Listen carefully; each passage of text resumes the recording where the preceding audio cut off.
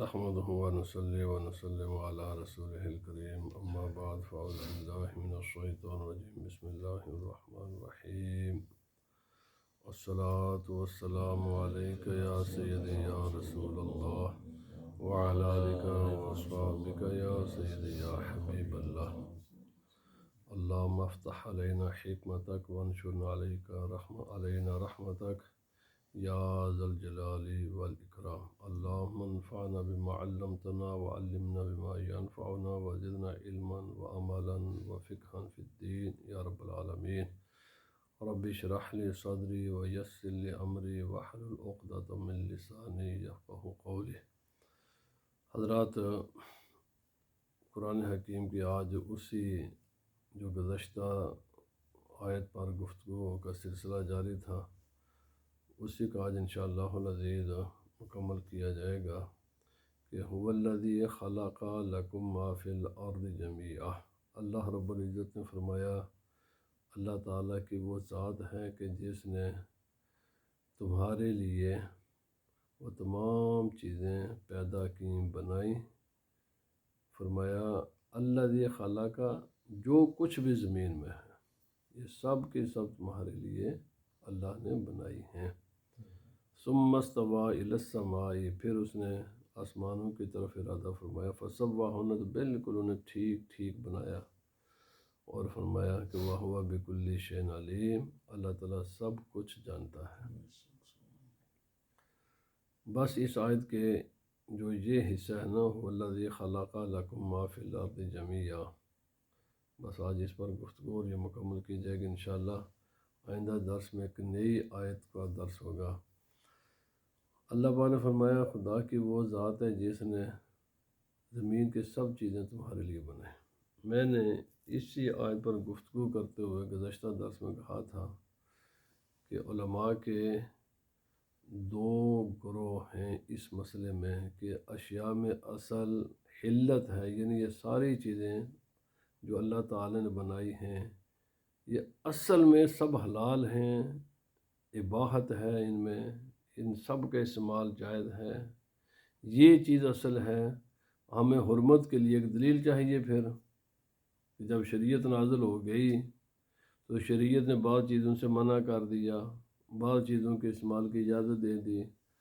اصل یہ ہے اباحت اصل ہے یا حرمت اصل ہے یا اصل کیا ہے؟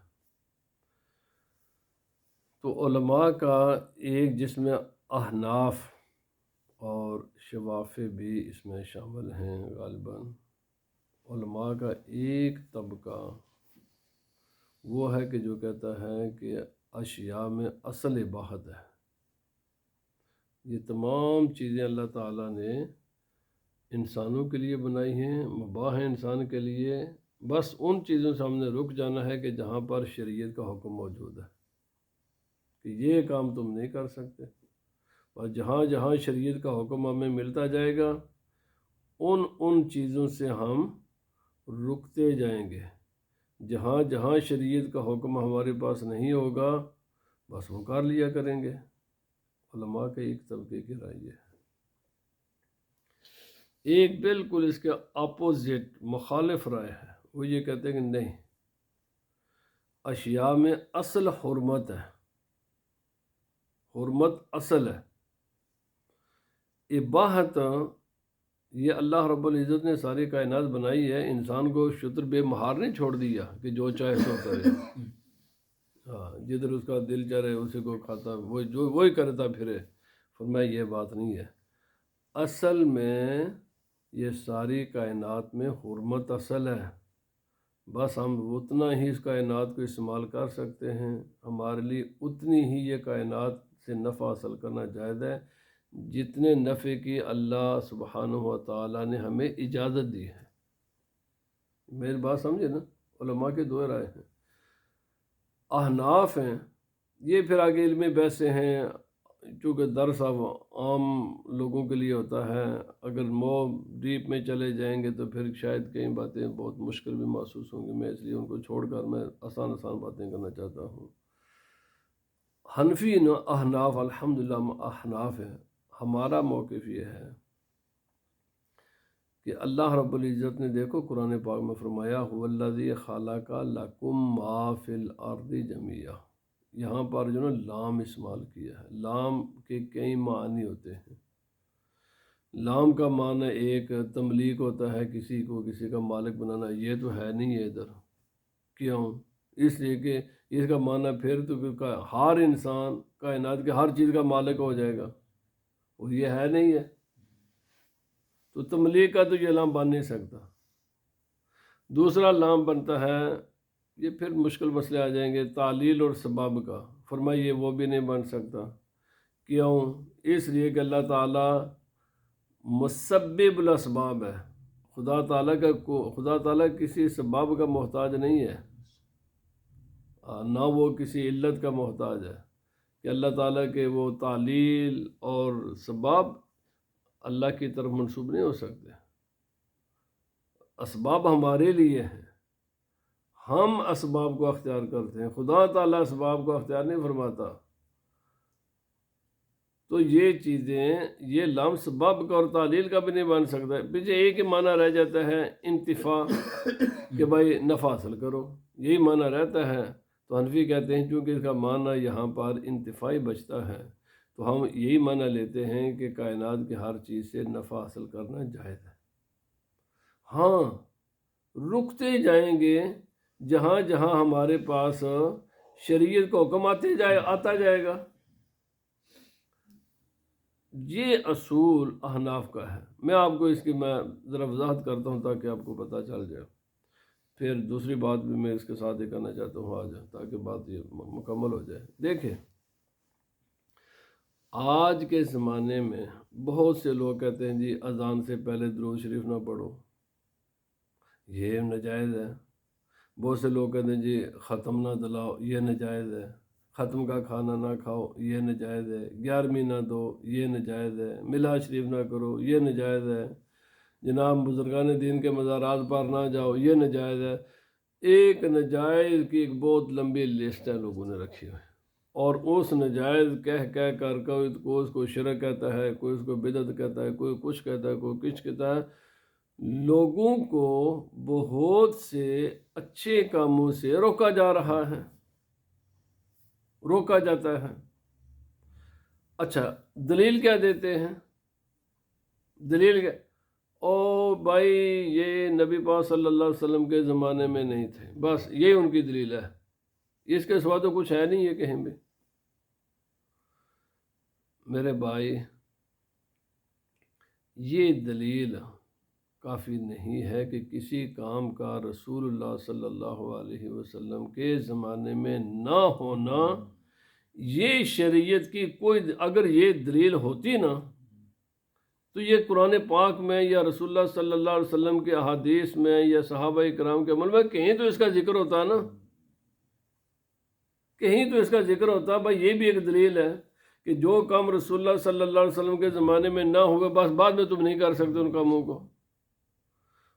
اچھا، مان لیتے ہیں اس دلیل کو، مان لیتے ہیں اس دلیل کو، تمہاری مان لے 2 منٹ، تو پھر یہ جو تم مدارس بناتے ہو، یہ اس شکل کے مدرسے تو نبی پاک صلی اللہ علیہ وسلم کے زمانے میں نہیں تھے، نہ صحابہ کرام کے زمانے میں تھے، تو یہ مدرسے تم کیوں بناتے ہو بھائی؟ اچھا، یہ جو قرآن پاک پر اعراب لگے ہوئے ہیں، یہ تو رسول اللہ صلی اللہ علیہ وسلم کے یا صحابہ کرام کے زمانے میں زبر زیر پیش حرکتیں نقطے وغیرہ نہیں تھے، یہ تم کدھر سے لے آئے ہو قرآن پاک کو؟ یہ تم کیا کرتے ہو تم؟ اچھا، یہ قرآن پاک جو ترجمہ ہے، ہم تمہارے اصول کی بات کرتے ہیں۔ اچھا، یہ جتنے کتب احادیث ہیں، بخاری شریف ہے، مسلم شریف ہے، سیاستہ، باقی کتب احادیث ہیں، فقہ کی کتابیں ہیں، صرف نحو ہے، یہ علم البلاغہ ہے، بے شمار قسم کے علوم ہیں، بھائی یہ نبی وسلم کے زمانے میں کہاں تھے؟ تو یہ تم اپنے مدرسوں میں طلباء کو کیوں پڑھاتے ہو؟ اس قسم کی سینکڑوں مثالیں موجود ہیں۔ ہم یہ کہتے ہیں ان کے، یہ تم اگر یہی تمہاری دلیل مان لی جائے تو پھر تم بھی تو وہ کام کرتے ہو نا جو رسول اللہ صلی اللہ علیہ وسلم کے زمانے میں نہیں تھے، تو یہ کس دلیل کی بنیاد پر کرتے ہو؟ میرے بھائی، بس اس کی بھی دلیل یہی آیت ہے اور ہماری دلیل بھی یہی آیت ہے۔ ہم کہتے ہیں ایک کائنات میں اصل میں تمام چیزیں خدا تعالیٰ نے انسان ہی کے لیے بنائی ہیں، انسان ہی کے لیے بنائی ہیں۔ ان سے نفع حاصل کرنا انسان کا حق، اللہ نے انسان کو حق دیا ہے، انسان کو اجازت دی ہے کہ تمام کائنات کی چیزوں سے ہر قسم کے حرکات پر اللہ رب العزت نے بندے کو اجازت دی ہے۔ بس ان چیزوں سے ہم رکتے جائیں گے جہاں جہاں شریعت کی دلیل آتی جائے گی۔ میرے بات سمجھے، اصول یہ ہے۔ آپ بتاؤ جی، ختم کے ممانت پر کون سی دلیل ہے کہ ختم نہیں دلانا جی؟ یہ اس کی دلیل کدھر ہے؟ کوئی قرآن پاک کی آیت ہے، کوئی حدیث پاک ہے، کوئی فقہا کا قول ہے، کوئی کسی کتاب میں اس کی ممانت؟ تمہارے آنے سے پہلے 1400 سال سے یہ چیزیں ساری معمول ہیں، کسی فقیر نے اس کو نجائز کہا ہے جی؟ قرآن پاک کی کوئی تمہارے پاس دلیل ہے اس کے؟ بھائی مولوی تو شارع نہیں ہے نا، شریعت ہے تو رسول اللہ صلی اللہ علیہ وسلم کی ہے، شریعت ہے قرآن حکیم، شریعت ہے رسول صلی اللہ علیہ وسلم، پھر اس کی تشریح کی ہے صحابہ کرام نے اور فقہا نے۔ کدھر ہے یہ چیز؟ اچھا، یہ پوری روئے زمین پر مزارات بنے ہوئے ہیں، گزشتہ 1300-1400 سال سے بن رہے ہیں۔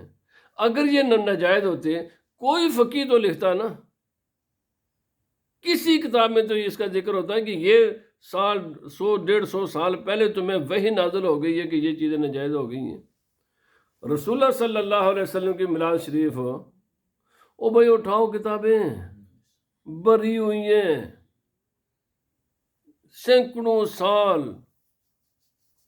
1300-1400 سال سے پوری امت یہ عمل کر رہی ہے۔ تم نے ہمارے پاس اگر دلیل نہیں ہے تو تمہارے پاس دلیل کیا ہے؟ ہم تو تب رکیں گے جب ہمارے پاس شریعت کی دلیل آ جائے گی کہ یہ کام نہیں کرنا۔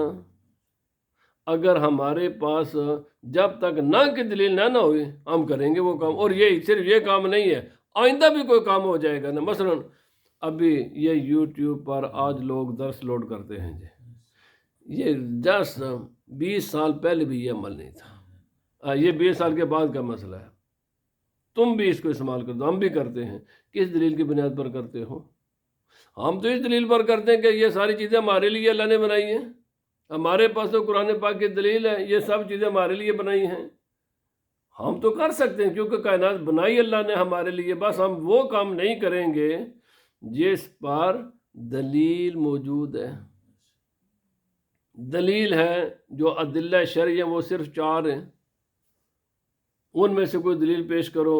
دلیل ہے قرآن حکیم، کوئی قرآن حکیم کی آیت ہے جن چیزوں کو تم کفر، شرک، بدعت اور یہ نجائز کہتے ہیں، اس پر کوئی قرآن کی آیت ہے تو دکھاؤ۔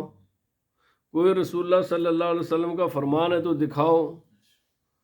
اچھا، صحابہ کرام کا، یہ امت کا کوئی اجماع ہے اس کسی مسئلے کے خلاف تو دکھاؤ۔ قیاس ہے، دکھاؤ۔ تو جب یہ چیزیں نہ قرآن کے خلاف، نہ رسول اللہ صلی اللہ علیہ وسلم کے کسی فرمان کے خلاف، نہ کسی اجماع کے خلاف، نہ یہ قیاس کے خلاف، تمہیں کس نے حق دے دیا ہے کسی جائز چیز کو نجائز کہنے کا؟ جس طرح یہ میں نے باقی مثالیں دی، ہاں بھائی ہم بھی ہمارے بھی مدارس ہیں، ہم بھی کتابیں لکھتے ہیں، ہم بھی قرآن پاک کے راہ والا پڑھتے بھی پڑھاتے بھی ہیں، ہم بھی تفسیر، کیوں کوئی پوچھے یہ کدھر؟ بھائی ہم نے کہیں گے یہ کائنات اللہ نے بنائی ہمارے لیے، ہم اس میں سے جو چاہیں کریں۔ ہاں، اس جگہ پر رک جائیں گے کہ جہاں دلیل ہمارے پاس آ جائے گی۔ بات سمجھ آ گئی ہے؟ دلیل، لوگ دلیل جی 11ویں شریف کی دلیل کدھر ہے؟ ہمیں دلیل دینے کی ضرورت ہی نہیں ہے۔ کسی بھی اہل سنت و جماعت کو کسی بھی ایسے عمل کی دلیل دینے کی ضرورت ہی نہیں ہے، کیونکہ دلیل یہ ایک آیت ہے، یہی آیت ہے۔ اللہ نے یہ ساری کائنات ہمارے نفع کے لیے بنائی ہے، ہم جو چاہیں گے، اگر نیت اچھی ہوگی تو اللہ اس پر ثواب عطا کرے گا، اگر نیت اچھی نہ ہوئی تو یہ عمل جائز رہے گا، نجائز نہیں ہوگا۔ نجائز تب بنتا ہے جب دلیل آتی ہے۔ یہ ہے احناف کا موقف۔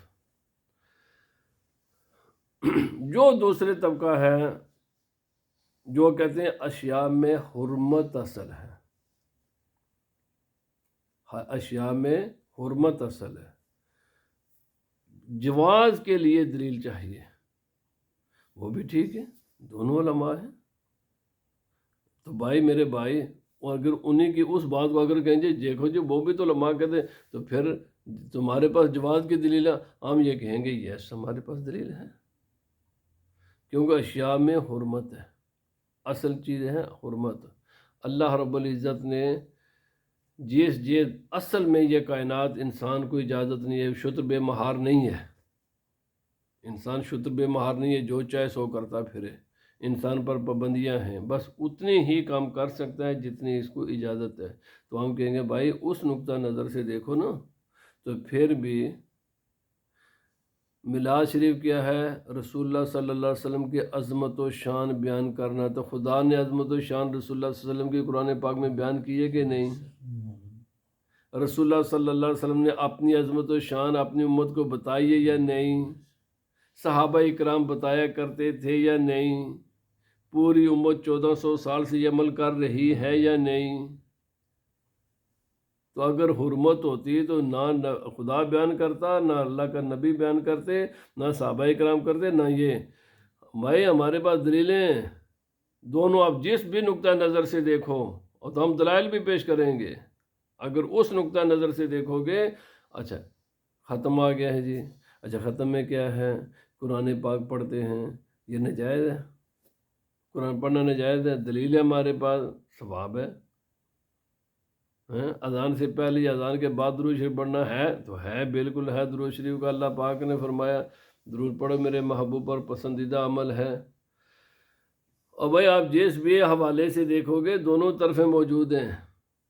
الحمدللہ اہل سنت و جماعت کوئی کنگال نہیں ہے، دلائل سے برے۔ اگر کوئی انسان اندھا ہو جائے، چمگادڑ نا چمگادڑ، وہ رات کو باہر نکلتا ہے، کسی نے اسے پوچھا کہ بھائی تو، اس نے کہا نہیں جی میں اتنا بڑا خوبصورت ہوں کہ میں اگر باہر نکلوں گا نا تو سورج بڑا بدصورت ہے، میں اپنی شکل خوبصورت اس کو دکھانا نہیں چاہتا، بس یہی مسئلہ ہے۔ اہل سنت و جماعت کو آپ جس در سے اگر اس کا اشیاء میں اباحت کو اصل مانو گے تو پھر بھی ہمیں کوئی پریشانی نہیں ہے، اور اگر اشیاء میں حرمت کو اصل مانو گے تو ہمیں پھر بھی کوئی پریشانی نہیں ہے۔ ہمارے پاس دلائل کے انبار ہیں، ڈھیر لگے ہوئے ہیں، اتنی بڑی کتاباں، ہر موضوع پر علماء نے مستقل کتابیں لکھی ہوئی ہیں کہ آپ ان کو پڑھو تو مہینے لگ جائیں ایک مسئلے پر، جو دلائل کے انبار لگے ہوئے ہیں۔ تو الحمدللہ اہل سنت و جماعت کنگال نہیں ہے، انبار ہے دلائل کا ہر مسئلے پر۔ اعلیٰ حضرت عظیم البرکت علیہ الرحمہ، آپ نے ایک فیصلہ فرمایا، اور میں سمجھتا ہوں وہ کمال فیصلہ ہے۔ آپ نے علماء کے جو گزشتہ 1300-1400 سال میں یہ ایک بحث ہے، بڑے بڑے فقہا میں پورا حنفی اسکول آف تھاٹ ہے، شافی ہیں، مالکی ہیں، حنبلی ہیں، ان کے دو اصول ہیں۔ بعض کہتے ہیں اشیاء میں اصل اباحت ہے، حرمت کے لیے دلیل چاہیے، بعض کہتے ہیں نہیں اصل حرمت ہے، اباحت کے لیے دلیل چاہیے۔ دلیل ہمیں جب تک کسی کے پاس کوئی دلیل نہیں ہے، مثلا میں آپ کو مثال دیتا ہوں جی، یہ زمین، بعض کہتے ہیں یہ زمین اصل میں ہمارے ہی لیے ہے، لیکن میرا مکان تب ہوگا جب میرے پاس اس کے ڈاکومنٹس ہوں گے، اور کسی کا میرے پاس ڈاکومنٹس کا نہ ہونا یہ اس کی بات کی دلیل ہے کہ یہ مکان میرا نہیں ہے۔ اور بعض کہتے ہیں نہیں، ڈاکومنٹس گم بھی سکتے ہیں، کچھ بھی، اس مکان میں میرا رہنا ہی اس بات کی دلیل ہے کہ یہ میرا ہی ہے، اگر ڈاکومنٹس نہ بھی نہ ہوں تو تب بھی یہ میرا ہی ہے۔ ہاں دوسرے کو اس کی ملکی یہ ثابت کرنے کے لیے ڈاکومنٹ پیش کرنے پڑیں گے، مجھے ڈاکومنٹ پیش کرنے کی ضرورت نہیں ہے۔ بہرحال آپ فرماتے ہیں اصل میں 3 چیزیں اصل میں حرام ہیں۔ اعلیٰ حضرت عظیم البرکت نے جو فرمایا ان 3 چیزوں کو چھوڑ کر باقی سب چیزیں مباح ہیں، جب تک کہ دلیل ہمارے پاس نہیں آ جائیں گے۔ فرمایا ایک خون یہ اس کی حرمت اصلاً ہے، خون اصلاً حرام ہے، اس کی کوئی شکل اس کی جائز نہیں ہے، سوائے وہاں کے جب اس کی اجازت کی، مثلاً مچھلی ہے، مچھلی جب ہم کھاتے ہیں تو خون سمیت ہی کھا جاتے ہیں نا جی، اس کو ذبح تو نہیں کرتے، پر وہاں شریعت کی دلیل موجود ہے۔ آپ فرماتے ایک خون ہے، خون اصلاً حرام ہے۔ دوسرا فروج، شرم گاہیں، ایک انسان کی شرم گاہ دوسرے انسان کے لیے اصلاً حرام ہے، سوائے وہاں کے جہاں شریعت کی اجازت ہوتی، وہ ایک ہی طریقہ نکاح کا، نکاح کے علاوہ تمام اشیاء، تمام طریقے حرام ہیں۔ فرماتے ہیں شرم گاہ، خون اور ضرر، کسی انسان کو نقصان پہنچانا، چاہے وہ جانی نقصان ہو، چاہے مالی نقصان ہو، چاہے اس کی عزت و آبرو کا مسئلہ ہو، یہ اصلاً حرام ہے، اپنے اصل کے اعتبار سے حرام ہے۔ کسی بھی انسان کو کسی بھی شکل میں گالی دینے کی اجازت، خصوصاً مسلمان گالی کی اجازت نہیں ہے۔ کسی بھی انسان مسلمان کا مال اس کی جو شرعی طریقے اس کے بغیر لینا جائز نہیں ہے۔ کسی بھی انسان کو خون بہانا، مارنا، پیٹنا، اس کو جسمانی تکلیف دینا، یہ اصلاً حرام ہے، اس کی کوئی اجازت نہیں۔ یہ تین چیزیں اصل کے اعتبار سے حرام ہیں، خون ہے، اور دوسرے نمبر پر فروج ہیں، اور تیسرے نمبر پر ضرر ہے۔ ان چیزوں کے علاوہ تین کو چھوڑ کر باقی کائنات کے ہر چیز میں اصل اباحت ہے، حرمت کے لیے دلیل چاہیے، اس پر کوئی دلیل نہیں ہے، کوئی دلیل پیش کرے گا بھی تو وہ دلیل نہیں مانی جائے گی کہ کسی انسان کی بے عزتی کرنا جائز ہے، اسپیشلی مسلمان کی، کسی انسان کا خون بہانا جائز ہے، یہ نہیں ہے، اس کی جواز کے لیے دلیل چاہیے۔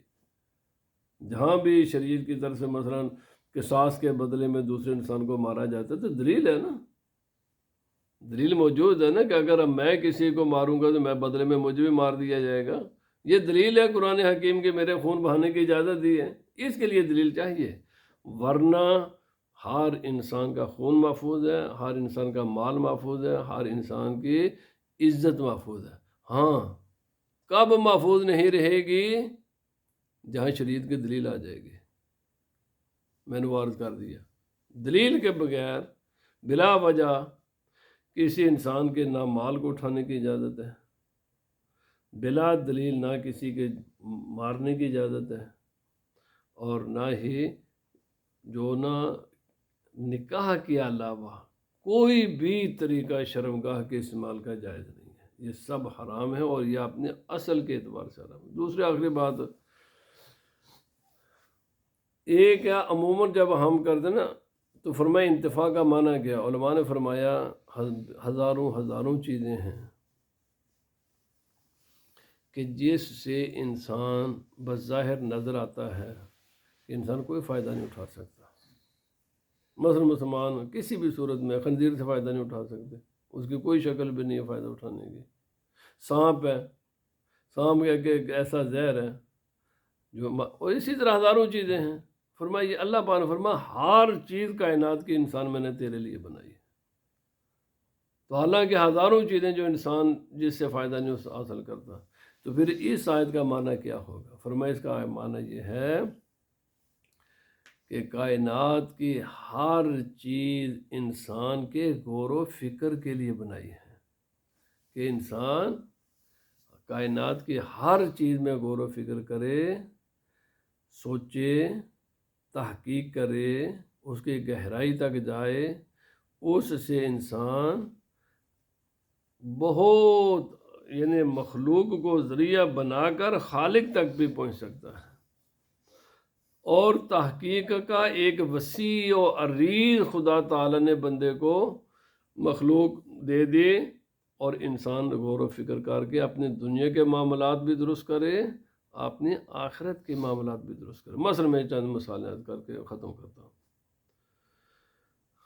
سورج ہے، صبح طلوع ہوتا ہے، اس کی کیفیت اور ہوتی ہے، 12 بجے اس کی کیفیت اور ہوتی ہے، مغرب کے وقت اس کی کیفیت اور ہوتی ہے۔ اس کے سوچنے کے کئی انداز ہیں، پر ان اندازوں میں سے ایک تو عامی سے میں وہ نہیں، وہ تو بالکل ظاہر باہر بات ہے نا کہ سورج کے نفع ہی نفع ہے، سورج کے بغیر تو کائنات میں زندگی ہی نہیں ہے، ہم ایک دن ہمارے لیے گزارنا مشکل ہے، بلکہ ناممکن ہو جائے۔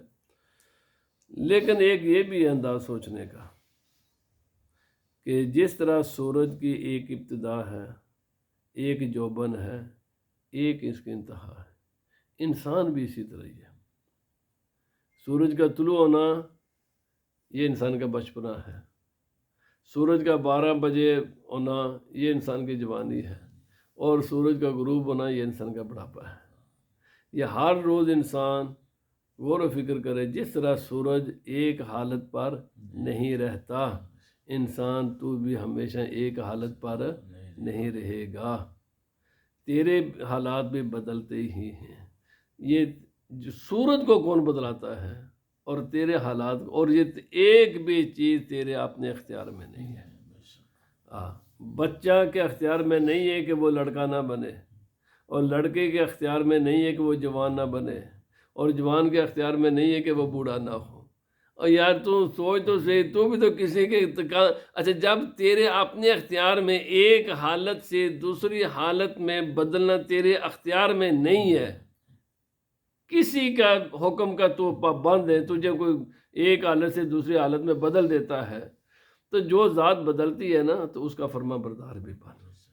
اور یہ بھی یاد رکھ، سورج تجھ سے لاکھوں کروڑوں گنا بڑا ہے، وہ بھی آخر غروب ہو جاتا ہے۔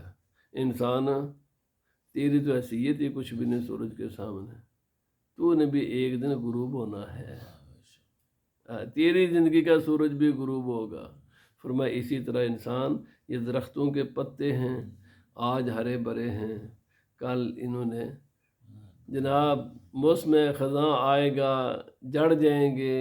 انسان بھی ایسے ہی ہے، کائنات کی ہر چیز ایسے ہی ہے، موسم بھی ایسے ہیں، آتے ہیں، ایک موسم بہار ہے، کبھی خزاں ہے، کبھی ونٹر ہے، انسان مختلف حوالوں سے۔ اسی لیے رسول اللہ صلی اللہ علیہ وسلم فرمایا، کوئی بھی خدا تعالی نے ایسی بیماری نازل نہیں کی جس کی ساتھ دوائی بھی نازل نہیں کی۔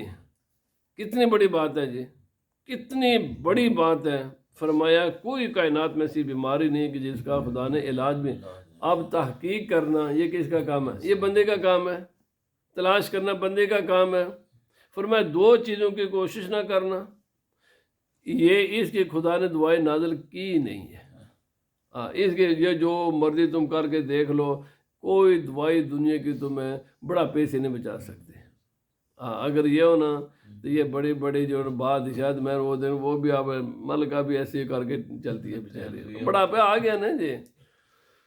اور دوسرا موت ہے، موت کا کوئی علاج نہیں ہے، اور بڑھاپے کا کوئی علاج نہیں ہے۔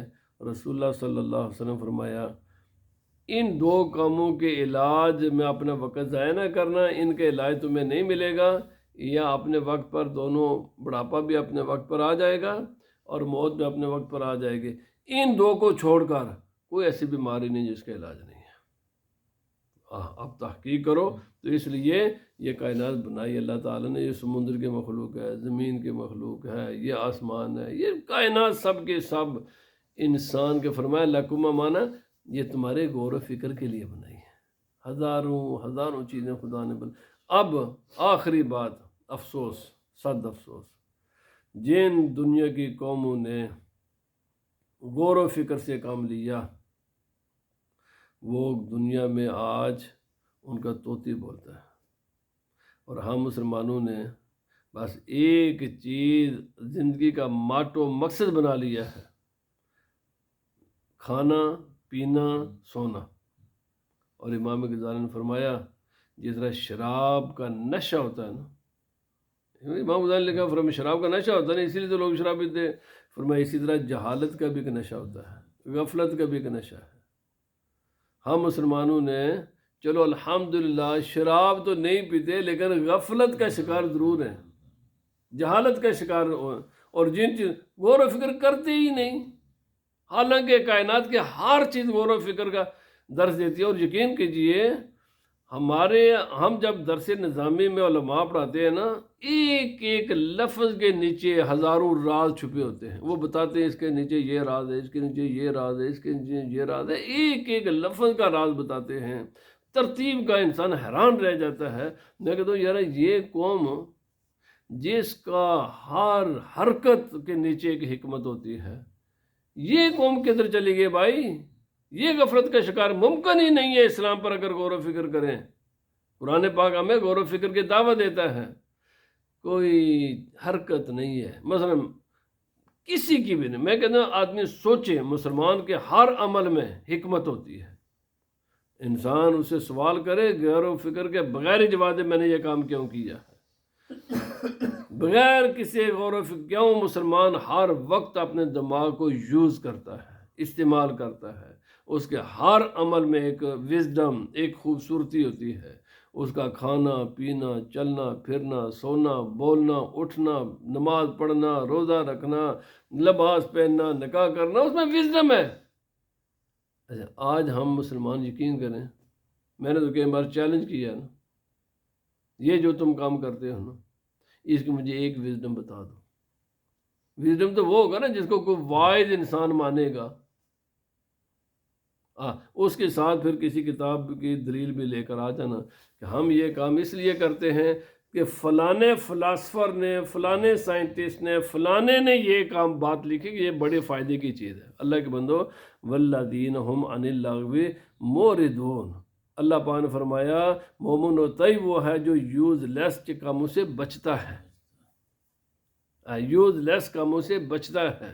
شریعت میں، اسلام میں وزڈم ہے، حکمت ہے۔ رسول اللہ صلی اللہ علیہ وسلم آئے ہی قرآن حکیم کی تعلیم کے لیے اور دانائی کو پھیلانے کے لیے۔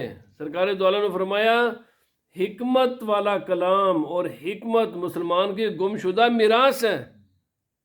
تو اگر ہم کریں گے بس کھائیں گے، پئیں گے، سوئیں گے اور کبھی سوچیں گے نہیں، تو پھر استاد کہیں گے ہم ہے مسلمان ہی ہیں، اور ٹھیک ہے ہم مانتے ہیں یار تم مسلمان ہی ہو، لیکن تمہارے عمل سے، تمہارا عمل اور ایک دوسرے غیر مسلم کے عمل میں فرق ہونا چاہیے، تمہارے ہر عمل میں ایک وزڈم ہونا چاہیے۔ اور کوئی پوچھے یہ کام کیوں کرتے ہو، ایسا خوبصورت آپ اس کا جواب دے سکو کہ انسان حیران رہ جائے کہ وہ کمال بات ہے بھائی، یہ تو چیزیں میری نظر سے پوشیدہ تھیں، تو اگر تیرا عمل اور غیر مسلم کے عمل دونوں بیہودہ ہوں، یوز لیس ہوں، کوئی اس میں وزڈم ہی نہیں ہے، تو پھر زبان سے کہتے پھرو، ہم کچھ نہیں کہہ سکتے۔ لیکن مومن ہوتا وہی ہے جس کا ہر عمل کے نیچے ایک حکمت ہوتی ہے، ایک وزڈم ہوتی ہے، ایک دانائی ہوتی ہے، ایک دانش ہوتی ہے۔ اللہ پاک ہمیں عمل کی توفیق عطا فرمائے۔ سبحانک اللہم و بحمدک اشہد ان لا الہ الا انت استغفرک و اتوب الیک۔